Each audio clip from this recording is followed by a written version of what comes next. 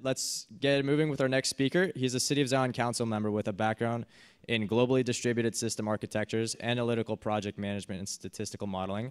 Some of his hobbies include craft beer, cheese, and organic distributed systems, and giving the hashtag market channel night sweats. So give it up for Tyler Adams, the co-founder of City of Zion and Moonlight.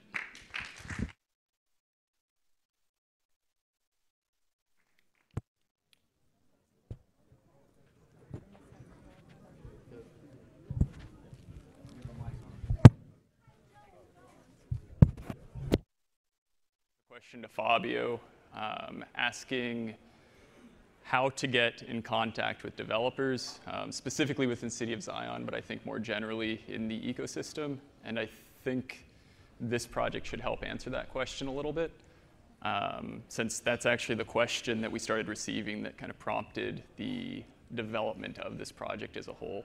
Right? In City of Zion, we received a lot of requests for resources to contribute to their projects, and it's not always development requests, it's design requests also, or marketing requests, or even just networking requests. So that's really kind of what the Moonlight project is all about. So a little background on myself. My name's Tyler B. Adams. I'm not going to pronounce my username. If you've been in the community for a while, you'll see it on Reddit occasionally. Now on the Discord, I'm just Tyler. I'm a Moonlight co-founder and a City of Zion co-founder, and my background's in systems engineering and project management. So, oh, I'm hitting the laser pointer. Oops. So, everybody in industry has a dream job, right? And that's something that, initially when we were working on this project, collecting VOC, we really quickly narrowed in on, right? Everybody has a passion project, something they really want to work on. Unfortunately, that's not always what they get to work on, right? Occasionally, and actually very often, business needs conflict with what people actually want to work on. And what ends up happening, if you have a small team of maybe 4 or 5, which is very common, they're working together on a project, well, the business needs change, right? Suddenly you need a project or a product that requires, skill set X, Y, and Z, and you actually have A, B, and C to complete the project. So you have a few different options, right? You can contract, right, which has a pretty significant overhead from an organizational standpoint. You can reorg if it's a very large change, which even has a larger overhead, or you can take somebody from your team and you can kind of beg and plead, or from that side of the spectrum to effectively mandating that they work on a task for the project because that's what they have to do in their job. Unfortunately, what ends up happening when you do that is it pushes somebody on a career path or trajectory that they really don't want to be on. They're not going to be passionate. They're not going to be engaged in the tasks they're working on, right? There'll be large morale issues, right? And this is relatively common in the industry. On the other side of the spectrum, from a program management side of things, you're going to have issues as well because you're not fully staffing or optimizing your project. You have somebody that is not engaged and fully devoted to what they're working on. So you're going to see issues with project completion and success as well as quality in that completion of tasks in the system. Right? So there are many causes to this issue in industry. They range from changing business ecosystem, changing project needs and directions, funding, backfill and attrition issues. Somebody leaves, so another person has to take their place. And then also career growth, right? Some people will do this intentionally because they want the career stability and growth. However, they are still, in theory, not working on what they are really passionate about. So they're going to be less engaged and the quality of their work is going to be significantly reduced. Ultimately, all of these issues are actually the cause of something called resource compartmentalization. In industry, you'll hear the term siloing, which is very common, right? You have small teams that work only within those teams, and they never communicate or share work outside of those teams. That's pretty common in pretty much every space where there are knowledge workers, right? And we spend a lot of resources reorganizing and restructuring companies to be able to meet the needs of the projects, right? So finding these kind of local optimizations that are always trying to deliver on a project when those goals of the business are actually always changing. So it's kind of this circular issue that's constantly happening in industry, right? So what if, however, instead of looking at these local optimizations within teams, we could identify a more global optimum? And that's kind of the goal of the Moonlight project, right? So what we're trying to build here is a decentralized workforce platform to really power the smart economy. But to do this, we can't just take the kind of the freelance activity or that mechanism to build something like this for industry, right? So freelancing works really well in industry when there are single tasks. However, you have a lot of situations where a project will require a lot more complexity or structure, right? And that actually becomes really difficult when the majority of your resources, actually like in COZ, are part-time, right? They're not full-time. So how do you do that in a project management system or situation where you're expecting FTE level capabilities? So all of your assumptions on your project are assuming somebody is working at least 8 hours a day, right? So to do that, we actually create a hybrid system where we take a lot of concepts from the gig economy, as well as a lot of concepts from industrial or professional project management, and merge them together to build one single platform. Right? So how do we do that? Well, at the low level, it actually starts with the blockchain, right? So one of the issues with building a platform that has this capability is actually the data set, right? So conventionally in this space, we have a lot of problems where all resumes are more or less subjective, right? When you go in and you want to hire somebody, you're effectively spending a lot of money and a lot of resources doing background checks and vetting people, right? It's very difficult to identify resources with a proven background and source of experience. So, and we support that in this ecosystem as well, which is really important for bootstrapping the project, right? So initially when people come into the platform, they can build out their resume, similarly to the way LinkedIn would work, right? So people can come into the system, they can put their experience in, right, their credentials, et cetera. However, within the ecosystem, as tasks are completed, that content is registered onto the blockchain as a validated ledger that anybody can take a look at, right? To see, yes, this person can and has completed what they say they do. In addition to those tasks, we also log a number of other attributes, including the common peer review mechanic, but also we log, they're called estimations, right? Or in our system, they're called bids, right? Which is inverted from the freelancing mechanic that exists right now. It's more of a conventional project management space. So we're collecting all this data on the blockchain, right? And that data has an end goal in the system because we can actually leverage that clean data set to add a bunch of project complexity to scale out to large projects, which may take many, many years to complete, right? So to do this, we take the data and we build up a global task backlog. And when I say global, I mean in the global sense, right, a task backlog where developers can pull tasks from.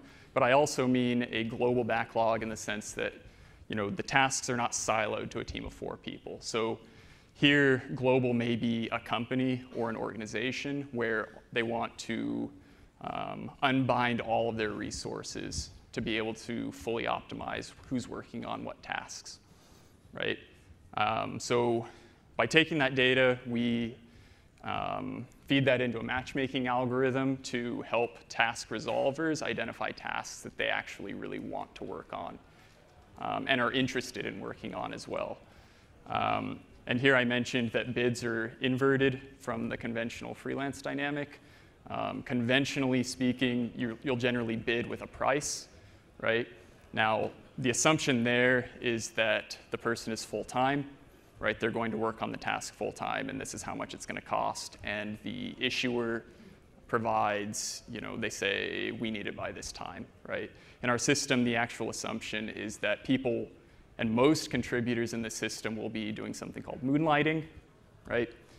They'll be working for a few hours a day or in the evening after work. There will be some full-time contributors as well, which we're expecting. However, that's kind of the expectation here, right? So instead of providing a bid that relies on that assumption, we use the duration estimate instead, right? And that provides kind of this economy, right? So one other way to think about this would be as an exchange, right? However, instead of a currency-to-currency exchange, this is a currency-for-work exchange, right? Where the book is the tasks, and resolvers are going in and placing bids on those tasks, or limits, effectively. There's another actual really important piece of that duration estimate that goes into the system, right? So when people bid on a task, we're actually logging that information when they're assigned the task as well, right? So then we can also take that data now that's coming from the marketplace, right, which is, as I mentioned, logged to the blockchain, and we can add more complexity into the system, right, to account for this the situation where the majority of our resources on projects are actually part-time, right?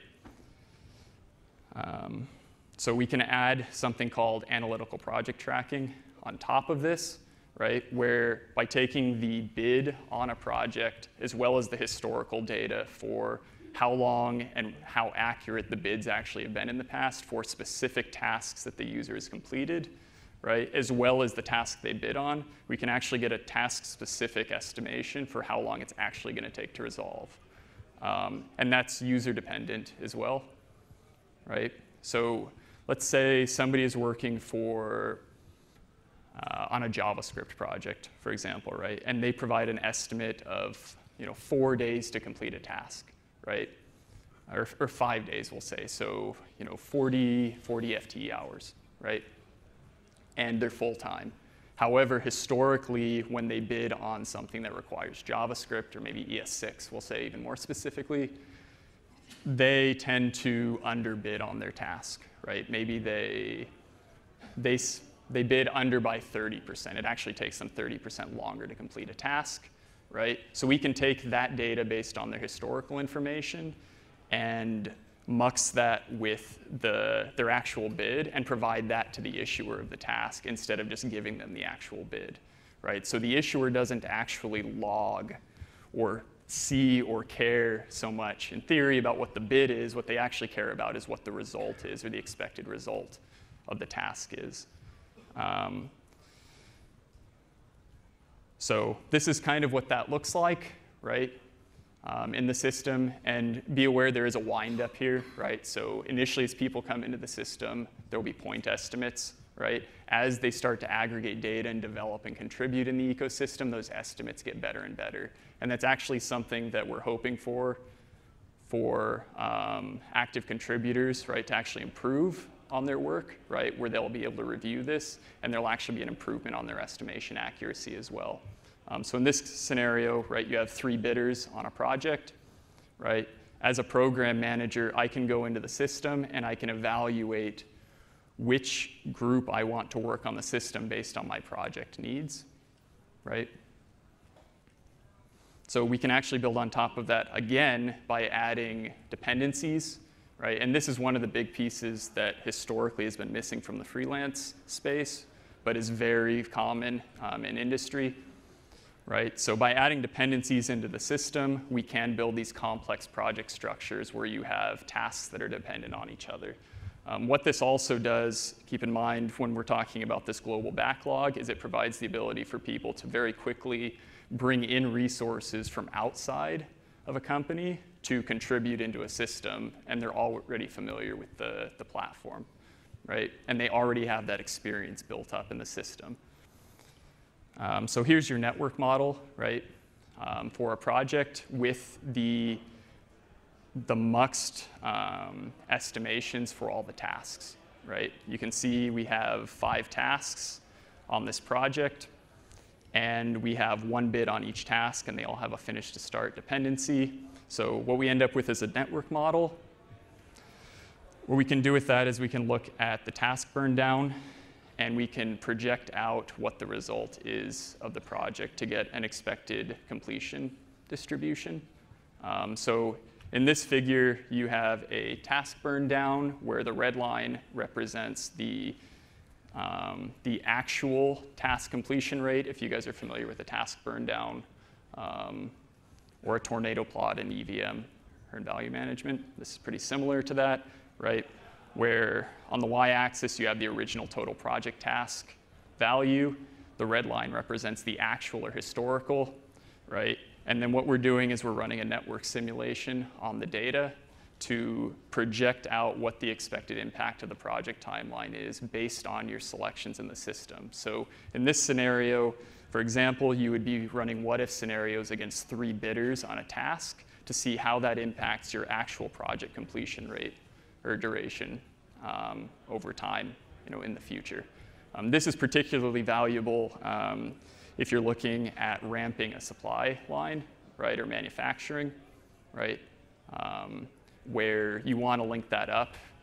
If you are late on the project, then you have your lines are stalled effectively. They're stuck. And if you're early, then you're missing your time to market. So as far as project roadmap is concerned, I'm not going to provide a whole lot of details on this until we get our architecture fully defined and our work breakdown structure completed.